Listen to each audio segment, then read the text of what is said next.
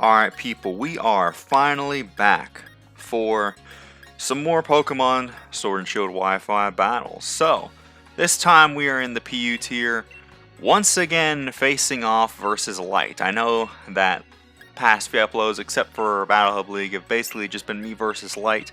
I'm going to see if I can mix it up, get some other opponents from the Battle Hub. They're there, I just need to get around to challenging them. It's just like, I usually only have time for like one game. But at this point, I think we've challenged Light in every tier nearly. Also lost to them in nearly every tier, unfortunately. Let's see.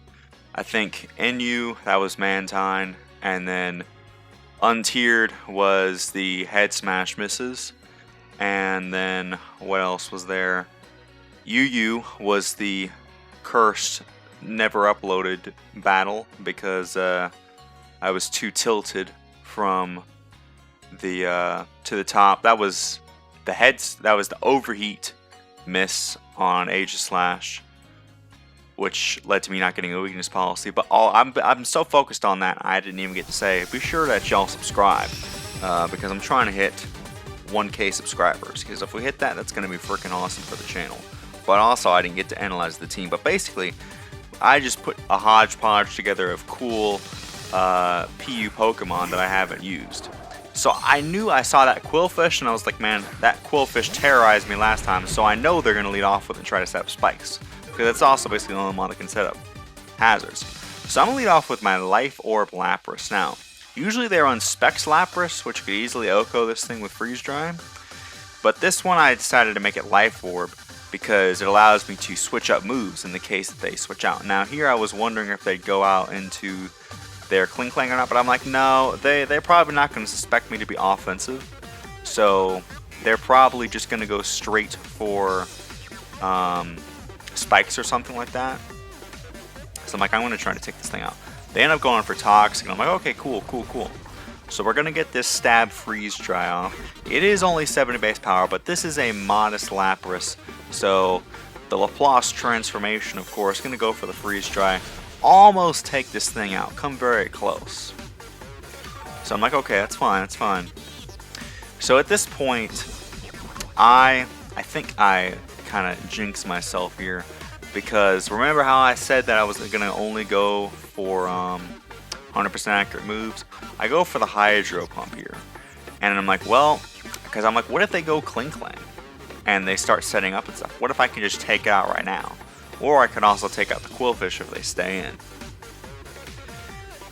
So I'm like, okay, I'm going to go for this Hydro Pump. They're probably going to go for spikes or something else. They do set up some spikes. I'm like, okay, that's fine, because we have Claydol to spin and get up hazards. They do have a Rotom that can spin block, but it's cool. We hit this Hydro Pump, thankfully. I was like, oof, man, if I miss this Hydro Pump, it wouldn't be too bad. It would cost me more toxic damage, of course. So now we've taken 2 turns of Life Orb and compounding turns of toxic.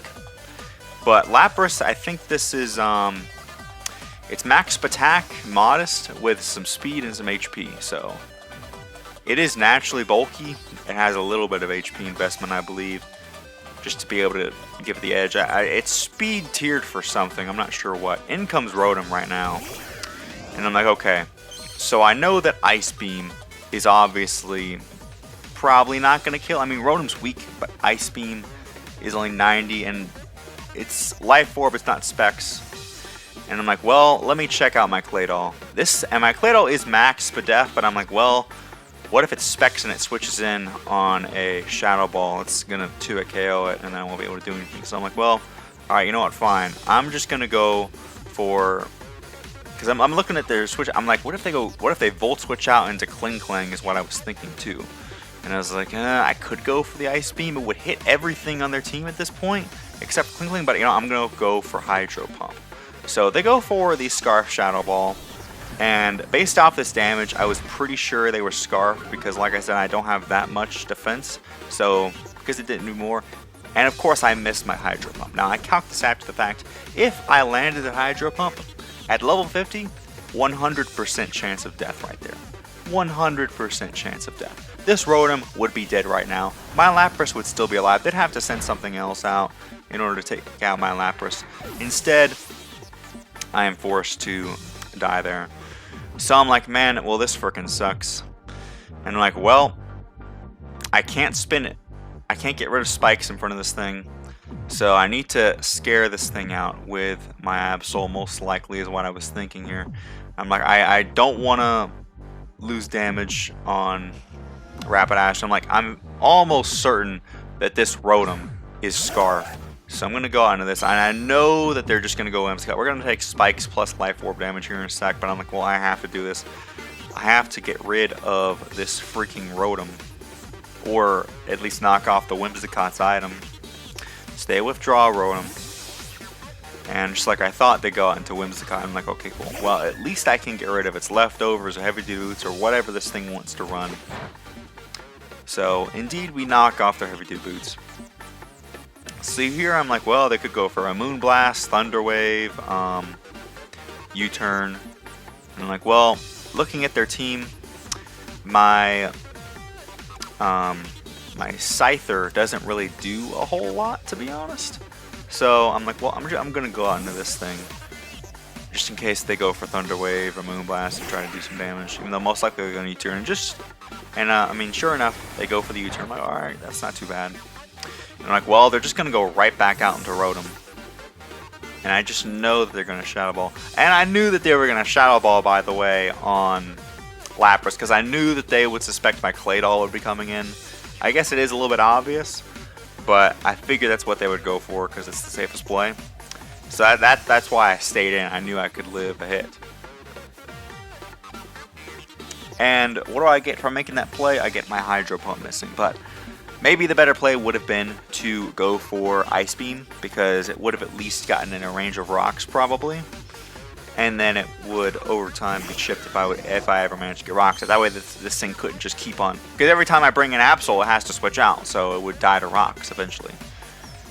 So here I'm like, well, I know that they're probably going to go for Shadow Ball or Thunderbolt. They're probably more inclined to go for Thunderbolt now, but considering I stayed in on them last time, but I couldn't even hit them if I wanted to, unfortunately, on this set.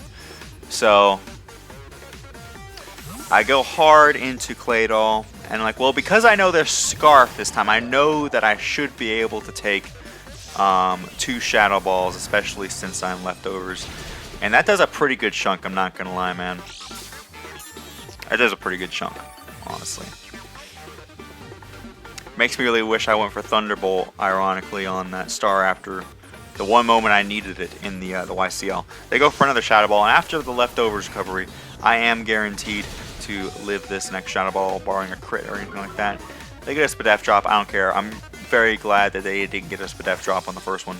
So we are at least able to get up some rocks so that everything can start taking the chip. The Whimsicott's no longer heavy to boot, so it's going to take some chip. The Rotom's going to take some chip. So at least we have that. Now, they are going to be able to take me out here. I'm going to go for Teleport just in case for whatever reason they switch out. They, of course, are just going to go for Shadow Ball. That's fine. Claydol couldn't spin, but it at least did get up the rocks. So not able to do as much in this battle, but you know, this Claydol would have been way more useful if I hit that Hydro Pump. If that was a game-changing Hydro Pump. Once again, my bad for running moves that are going to miss. It's just my own fault.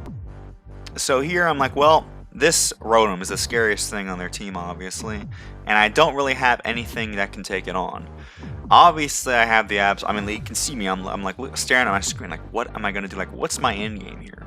And I'm like, well, I mean, once I get rid of Kling Klang, I mean, Whimsicott kind of sweeps. Also, if I get rid of this Rotom, then Rapidash can sweep. I still have some options here. So I'm gonna just go for the U-turn because maybe they think I'm Scarf if they see that I'm coming in. I don't think that they're gonna stay in here. I feel like I'm screaming for them to go Kling Klang right now. Like literally screaming for them to go Kling Klang because they know I'm not gonna go for Thunder Wave or anything. They don't know my set yet. They don't know I'm Specs. So I knew that they would go out into this Kling Klang, and that's why I went for U-turn. If they stayed in Shadow Balled, I mean, I nearly almost lost the game. Again, that Hydro Pump miss is true. That might be the most important miss in any of my Wi-Fi battles, because Rotom is the scariest Mon to my team. And I could have just taken it out. You know, 80% of the time that Rotom died 100% of the time is the saying. I know I keep bringing it up, I'm sorry, but it's just the facts. So here, I know they're not going to stay, and I know that they're going to go out into their Stunfisk. So I'm like, okay, well, this is a good time for me to set up my SD. Because I'm like, well, I don't think the Whimsicott can touch me too well. And the only thing that can touch me is the Rotom, and once, I mean, I can OHKO it as long as I can live ahead. So here, I'm like, okay. The question is, do I go for the super effective high horsepower or the stab flare blitz? Now, according to my calculations, high horsepower would be 190 versus flare blitz would be 180. And I'm like, well, I know high horsepower does more, but Flare Blitz, and Flare Blitz is going to make me take recoil, but Flare Blitz is 100% accurate. I'm looking at 100% accurate. You can see I'm just debating in between them. I'm like, I don't know. And I didn't feel like running the calc, because I just went for Flare Blitz, because I was just so scared of missing my moves, man. I couldn't deal with the pressure anymore. And I think based off of that high horsepower with that little 10% more, I don't know if 10% more would have, not 10%, 10 more base power would have done it. It seemed like it would have been really close, though. Like if I got a high roll, I could have taken it out after the rocks chip. Oh, I know, but leftovers can basically heal up. So I'm like, man, I should have just gone for high horsepower. Either way, though, we're going to send out John Deere, and I'm pretty sure that a stab U-turn will end up taking this thing out. So, because obviously, if I just kill this thing and stay in, they're just going to send out Rotom. And I cannot allow Rotom to just come in for free, obviously. Because at this point, it's Thunderbolts. Well, no, it's Thunderbolts aren't free, my bad. Because I also have Whimsicott, which is another big reason why they continue to go for Shadow Balls. Because Whimsicott can just eat up the T-Bolts. It's just a fact of life. But the Claydol has at least opened things up for him. Rotom's really good. I should have had a better answer for Rotom on this team, but it is what it is. I mean, I did have an answer. No, I mean, I have an answer. It's Sucker Punch Absol, but the problem is whenever the Whimsicott comes in. So I'm like, well, I'll go onto my own Whimsicott, and I am taking a lot from the spikes. And, you know, imagine if just, again, if that Rotom was gone, I could easily Rapid Spin if I was in front of, like, the Kling Klang or something like that, something else besides Whimsicott, the opposing Whimsicott. So here I'm like, well, I know that they're probably going to try to sub up or shift gear and win. And my Whimsicott, you know, Edward Snowden, he'd be infiltrating the NSA. So I'm like, well, I'm going to try to just go for maximum damage here. I'm going to go for Moonblast here, get some specs damage off, and just like I predicted, they go for sub. I'm like, okay, we're not looking too shabby here. I'm gonna be honest with you. So I'm like, okay, I'll go for it again because I have Infiltrator. I think the roll, according to the calculations, was like 31 to 37. I don't know exactly what HP they're at here. I don't know how much the last one did in comparison, but we're going to surprise them real quick, and we're going to hit them with a Moonblast that's going to go right through that substitute. Infiltrator was one of my favorite abilities back in X and Y because freaking Klefki was always setting up subs, so I would like to infiltrate it with like my Noivern and something and Flamethrower it, and it lives on just a sliver of an HP. I mean, I just needed a little bit more damage, just a slightly higher roll, you know what I mean? If I didn't get already 2 high rolls. I just need 2 medium to high rolls, I think, and I could have taken this thing out, and it wouldn't have been a problem. But I'm like, well, it's set up to +2, so I'm like, alright. I literally was typing GG's friend. I wish that Rotom didn't miss. But we get, for once in my life, some justice. The gear grind miss, and we're able to take out the freaking Kling Klang. Have you ever seen a Whimsicott 1v1 a Kling Klang? This thing literally took it out all the way. I'm gonna look up gear grind's accuracy real quick, because I don't actually know what it is. It was like 90. Gear Grind Pokemon.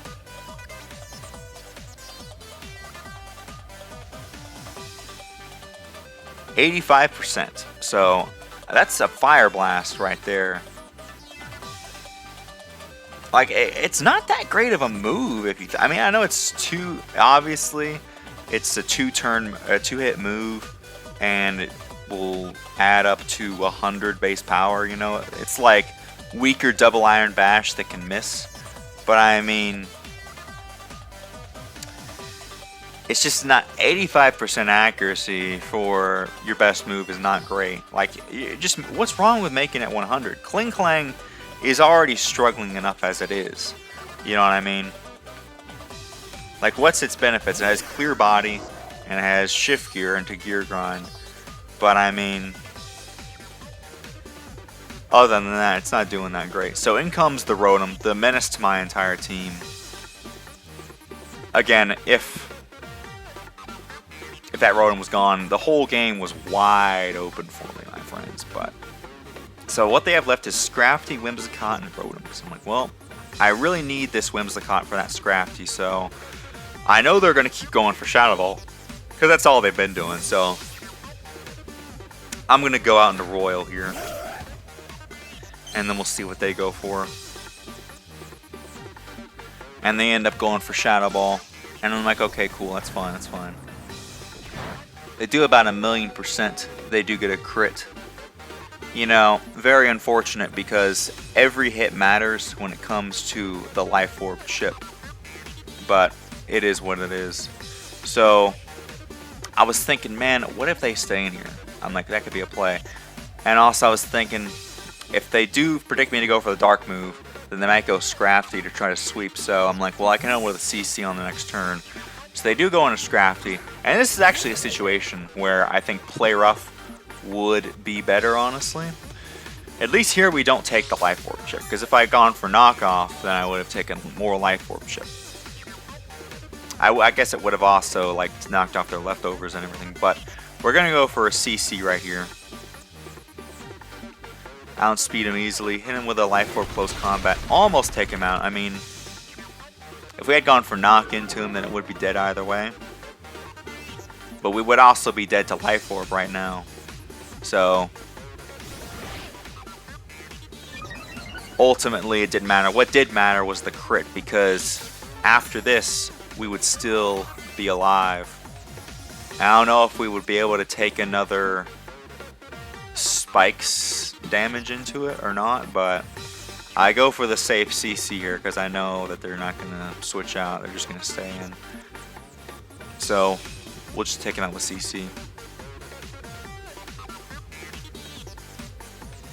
Though honestly, if I did have Play Rough, I might have just gone for that and would have just OHKO'd it, and we would have had another turn. But you know, it is what it is. Or also, I guess it would be dead right now. So you know.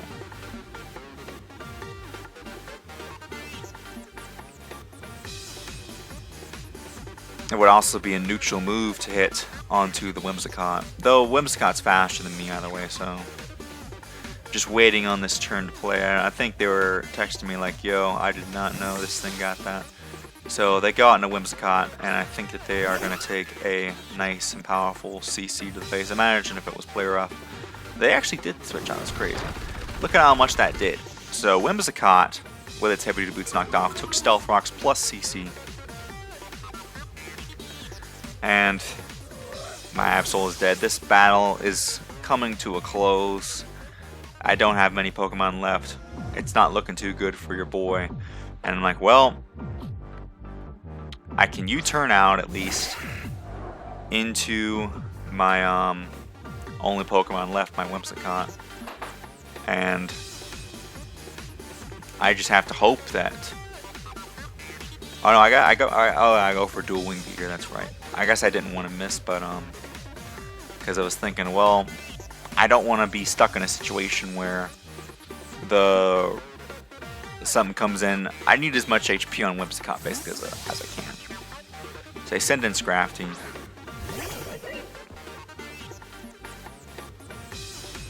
I'm like, alright, that's fine. We take that thing out. I need as much HP on Whimsicott as possible, and I need Rotom to be as little HP as possible. Though, you know, I'm pretty sure Specs Moonblast will take it out no problem. It's really just about me living the hit. So in comes Rotom. It's going to take some more chip. And I'm like, well, I was like, I honestly don't know what to do. I'm just going to go for a U-turn here real quick. And then we'll see what happens. If they go for Thunderbolt or Volt Switch and Volt Switch out into Whimsicott, cool. Like, again, the Rotom would be dead right now.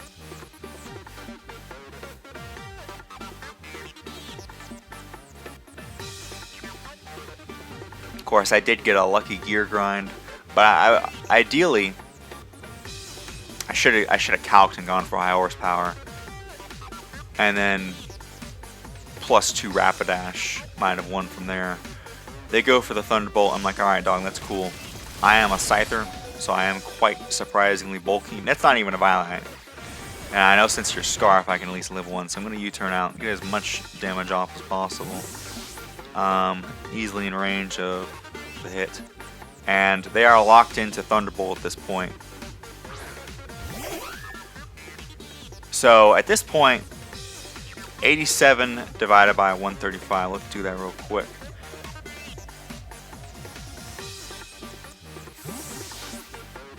%. Hang on here, folks. This is different than I thought. So, according to my calculations that I did earlier, I'm at 64%, right? Whimsicott. Offensive. Yeah, unfortunately we DC there. Either way, though, the time was ticking down, so we didn't really get to know who won, but I'm going to figure it out right now. I'm pretty sure, according to my calculations here in a second, that I might just edit out. Shadow Ball does 51 to 60, while Specs Moonblast does 84 to 100. I think, in spite of everything, I might have still... I was at more HP than I remember, because I thought I was at about 50, but I was actually at 64%. Though let's calc level 50 just to be fair. 51 to 62. Unless they were modest, which they usually aren't. I think I might have actually come out on top there, my friends. So that's going to be GG's, folks. Be sure to like, comment, subscribe. Either way, though, I don't think there was enough time for us to click our moves. But I think, technically speaking, I might have come out on top there. But you know what it was a really fun game. We got to show off Whimsicott Infiltrator. GG's light. And we'll see you guys in the next Sword and Shield Wi-Fi battle. Bye-bye.